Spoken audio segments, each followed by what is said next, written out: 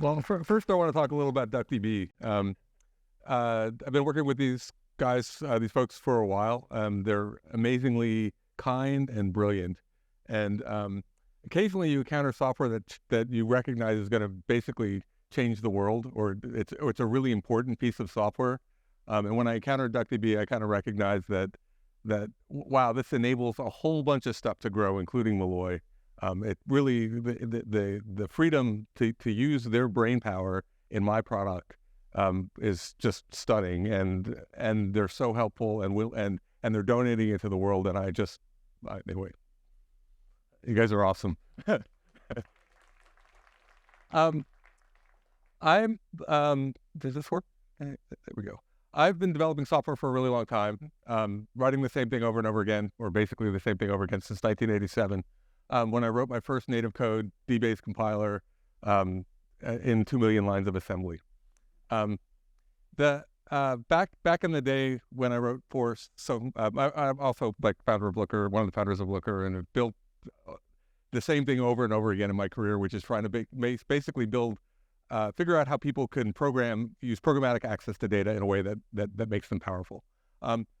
In 1987, Force was written so that it could run in 640K of memory. The conventional wisdom at the time was that if you're going to write something serious, you're going to write it in assembly language, because the higher level languages simply couldn't support all of the things you might want to do. Of course, C came along and was able to express all of the things you could do in assembly language. I wasn't alone at that time. But C came along and it could express everything that you could do in assembly language. And as soon as the machines were powerful enough, everybody switched to C, and there wasn't assembly language anymore. And okay. Who programs in SQL? I hope. Oh, come on, there's got to be more than that in this audience. Come on, why would you be here? My talk's going to be interesting to you if you know SQL. Our goal is to try to do to SQL what C did for assembly language. We think that we program in SQL because that is the best way to do everything you might want to do in data. It's complete. We're hoping that we can build a language that's more modern, powerful, and also, but mostly important, complete. The first thing I'm going to talk to you about is data is rectangular. Now, everything that we do when we think about data, we think about it in rectangles. If you're learning Excel, if you're programming in SQL and you're writing a select statement, the select statement is basically going against a rectangle. There are basically 4 kinds of things that we do in SQL, which is like we filter the rectangle, right? We can project, we can add another column, we can do a group by and produce a smaller rectangle. With what we're going to group by and what we're going to aggregate by, or there's windowing functions, which is a kind of a project, right? So basically, we take this operation and we use it over and over and over again and to produce it. And what we do when we're dealing with SQL is we have this ordering of things, which is that we have multiple rectangles. We combine them into this big new rectangle, right? And then we do one of those we do a set of those calculations on it, and that's the way it always works. Right? But what if it didn't have to work this way? Right? What if this wasn't necessarily right? And that's what I'm going to show you today. So we'll start with something really simple. We have orders, right? Really simple orders table. There's basically 4 orders, 3 users. I have an order items table. So each of the orders contains some items, right, that were ordered as part of it. So there are 2 rectangles that we're going to deal with. And we want to compute 2 things. One aggregate calculation in the orders, which is the total shipping, and an aggregate calculation that's based on the order items, which is the revenue. And I want to kind of look at these 2 things at the same time. And how do I write the SQL to do this? This is like standard interview question. If any of these people worked at Looker, they probably watched me do this to them. Okay. So the SQL calculation for total shipping is really simple. You just start with the orders and you basically sum the shipping. And if we want revenue, we just do the same thing in the revenue table. And if we want to do it by date, we can go to get the shipping. We can group by date, right? And if we want to do the date with revenue, we have to actually do a join. We have to produce a new rectangle that has the date in it, and then we can do the sum of the items, right? This is all basic SQL. But what if we want a table that looks like this, right? This is kind of what we want. And this is the interview question that I ask. And after asking this, how do we do these other sums? And somebody does this, and they didn't get hired, right? Because the total shipping is wrong. It's not counted right from the previous slides, right? And why is that? We produce a new rectangle, and in this new rectangle, shipping is counted twice here, right? And shipping is counted twice here, and shipping is counted twice here. So we, in traditional data warehousing, what we do is what's the answer to this? This is the answer. The answer to this is that you produce rectangles and combine them, right? So you produce result rectangles and then combine them on some shared dimension, right? That's kind of how you would do it. So if we want to look at total, if we want to do produce that rectangle, the first thing we do is we run the first query that we had by date, and then we run the second query that we had by date, and we run a third query that combines the two things, right? Pretty straightforward. And so this ends up being what the query looks like to write this. If we want to change order date to user, right? What do we have to do? We have to produce. We start with our orders thing. We go change it to users in all these places, right? And we end up with a new calculation that does it. So we have to, and it's very hard to think about how to do it any other way. What ends up happening is that in traditional data warehousing, the unit of reusability is rectangles. You produce rectangles either as views or as materialized views, and so you have a whole bunch of your ETL process is this thing that generates a whole bunch of rectangles, and then your BI process is this thing that actually combines rectangles, right? And that's kind of how basically most of the world works. Looker doesn't work this way, but most of the world works this way, right? Enter Malloy, right? And we've taken a hard look at this problem, and we said that actually data is a graph, not necessarily a rectangle. And so it makes the promise that if you join things, it's not going to affect aggregate calculations, right? How does this work? We'll talk about how it works, but the promise of Malloy is that if you write an aggregate calculation in a graph, that aggregate calculation will always will always work regardless of the join pattern. The way you join the data is very similar that you do in SQL, except that in Malloy, when you join, and in SQL, everything, it's a flat namespace. You have one level of aliases basically all the way down. And in Malloy, it works more like it would be in JSON, where you have your root level thing, and you have the next level thing, and the next level thing, and you can have basically a tree. So when you do your joins, you can join everything into the tree. So it's the syntax is a little different, but it's mostly the same. And you have to kind of tell whether it's a one-to-many join or a one-to-one join. But when the other part of this is that when you write your aggregate calculation, you include the pathing to the thing that you're going to aggregate. Okay, it's simpler than it sounds. And then aggregate calculations are always correct. So how does it? So let's take a look at a Malloy query. We start with a thing called a source. So we have a table. We have our orders table, and we're going to join our items table to it. And there's many items for each order, so it's pretty simple. You just say join many instead of just the basic join, right? And then when we want to sum items, we have to navigate to it. So we do items.price.sum. Shipping cost is at the root, so we don't have to navigate to that, right?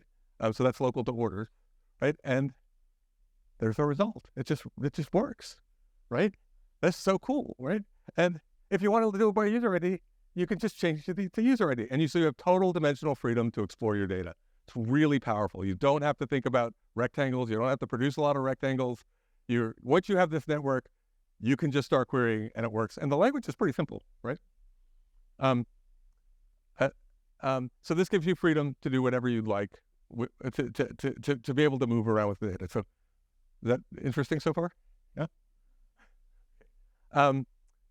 This is how we write it. Every single Malloy query translates to one single SQL query. So this is always done in one query. This unness weirdness is something we call symmetric aggregates. I can talk about it later if anybody wants to meet me at the party. Be glad to talk about that. And then once we have this, because so SQL has always had this reusability problem, because if you wrote an aggregate and it didn't work in the join pattern that you were on, you were kind of screwed. You could have bad data. But because Malloy guarantees that that the aggregate calculations are always correct, we can actually write a language with reusability in it. SQL has terrible reusability characteristics. Malloy is designed so that everything is reusable. And the first level of reusability is a source. The source is the join pattern and a couple of calculations. We have the order items, we have the source, we have the two aggregate calculations that we want to include, and then writing a query is really, really simple, right? We start with the order items and order date, and we do our calculations. So you build your calculation logic into your source, and then your queries are just very, very simple. Great. Want to switch it to, we want to look at user ID? That's easy. We want to build a query that's basically giving us total revenue? That's also super simple. Let's talk about nested data. So the other thing is that we, who's ever tried to write queries against a JSON table or nested data? Who can do that without looking at the manual? Okay. So the beautiful thing about Malloy is that you have nested data, and so here's nested data, and Malloy treats all nested data just like a join pattern, because nested data really is just join data, pre-join data. So I could have my order items parquet file, which has the orders naturally nested beneath it, and I can just write queries directly against it, right? Without having to do any magic, without having to do lateral join on this, or right? It writes all of that stuff for you. It knows that this is a repeated join pattern. It knows how to write the aggregate against the price and the aggregate against the shipping at the same time, and it just works, right? And the other thing that it can do, who's built stuff where they've collected data using ArrayAg, right? Okay, and who remembers the syntax without looking that one up? Okay, right. The other thing about Malloy is that when we nest data, it's the exact same syntax as the top level query. So really, if you think about an ArrayAg, it's really just a grouping. ArrayAg distinct is really just a grouping query. It has all of the weird parameters about how you order by and how you filter it. But in Malloy, it just makes it all the same thing. So if you write a top level query, you can actually nest the query, and it will produce the nested result for you. And so you can write nested data and read nested data. And so Malloy is not rectangular. Okay, and so that's how that one looks. It's actually really readable, and Malloy always reads the data exactly one time. So even if you're writing, if this is all translating to a single query, and it only does a single read from the data, so it's super fast. Okay, I'm gonna before I get into the demo, Malloy runs in BigQuery, DuckDB, and Postgres. It has a lot more features than I'm talking about here. But there's the language. We've been working on the language for about 2.5 years now. It's getting quite powerful. One of the really interesting things you can do is you can intermix Malloy and SQL, so you can build transformation pipelines that are really cool. We have an NPM package, and we have a visual code development environment, which we're going to show, Jupyter notebooks, Python integration, and command line tool for it. Carly? Oh, and you can find me. So we're going to demo Malloy really quickly.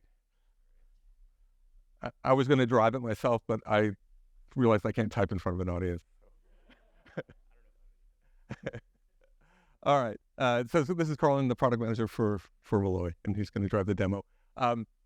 So one of the really cool things we did is that we built a VS Code extension that can actually run directly from GitHub. So you'll notice that if it's really small, we're at github.com, and if we hit dot in GitHub, it actually loads the VS Code editor. And so Carlin's going to do that. And weirdly, this is like an amazing thing. It just actually loads VS Code, and it loads it with the thing, and it's running on a local machine. And we have this thing here. Our Malloy extension has been installed. If you do this yourself, it will ask you if you want to install the extension, and that extension has DuckDB WASM built into it. So Carly is just going to hit run here. This is a really simple model that basically is a flights table. I've been using this data set since Looker, so it's like from 2000 to 2000. But it's great because it's transactional data that's super interesting. We have a flight count. We have a percentage of flights. We have a query writes, and if you hit run query on anything, it'll just run that for you. And there you go. It runs that ran on the browser right here. Okay. And what I'm going to show you is something quite complicated. This flights by carrier, the routes. So this is a Malloy query with a lot of nested stuff in it, right? But basically, it's going to look at each airport, and it's going to show me the carrier and the carrier by month, and where the carrier flies, and the routes. And let's just scroll down and take a look at it. So this is Atlanta. Atlanta basically has 17,000 flights. Delta, South. These are the carriers that fly there when they fly, and in all the places you can fly from Delta, from Atlanta on Delta, 6% being St. Louis. It's all a single query. Keep scrolling down. Okay, and this is going to show us this for each airport. So here's Dallas, right? And this is all running as one single query in your browser. Kind of nuts. Okay, let's look at another query. And don't worry about how complicated this is. I'm going to show you how to write it, and you'll all understand it by the time we leave. So here, MapReduce. Who's written MapReduce jobs? This is the MapReduce job. We're going to look at, so you've got aircraft flights. You want to map, basically we're going to try to map to each aircraft date behavior. So for every date, where did the plane fly? We have a big flights table that's just a linear list, and we're going to convert it. So we're going to do a short period so it runs fast, but we're going to group by tail number. We're going to nest the date, and then for each date we're going to show the routes that it flew, and we're going to also show where it flew. So this went from Tampa to Austin, Austin to LAX, LAX to Oakland. You see it on the end. And the next day it landed in Oakland, and the morning after it took off from Oakland and went to Burbank, and Burbank to San Jose. Okay, and this is all one query again. Okay. So let's actually try to write something. How are we doing that time, Hannes? All right, good. All right, so here is, in Malloy, you declare your sources. So all I've done is declared some sources for carriers, for flights, for airports, and we can preview the data. Let's write a query that shows us how many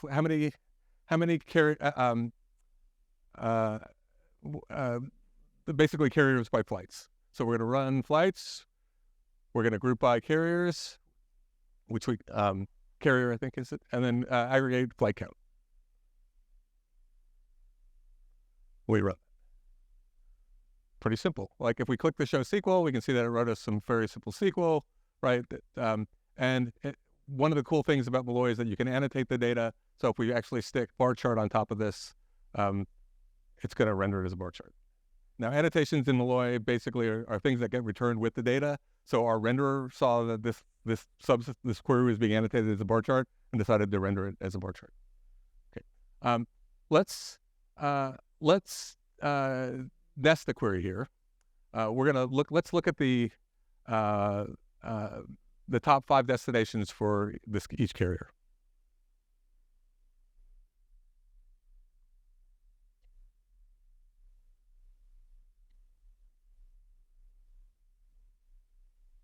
Okay. Yep, that's perfect. Look at that. Kind of readable, right? Okay, let's make some of this stuff reusable. Let's take flight count and put it in the model.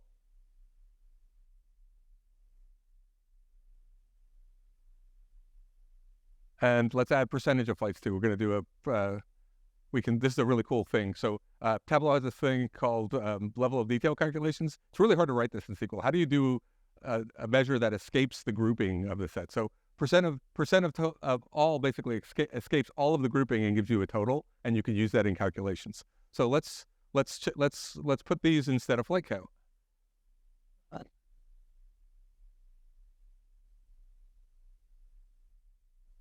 And run that.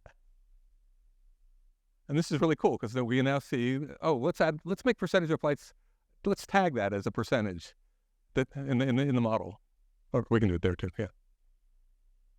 Yeah, that's fine.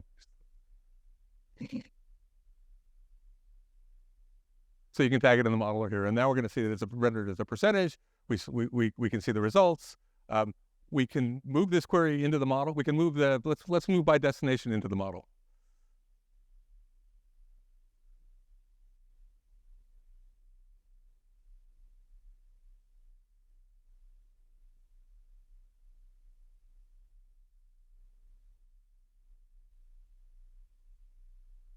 And that's great. And we can then change it.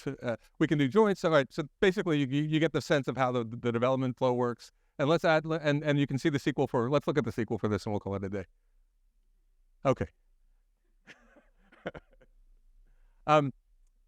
It's pretty interesting that there's a lot of language features like pipelining. So you can take the output of one query to another. You can nest pipeline queries, which is really tricky and kind of wild.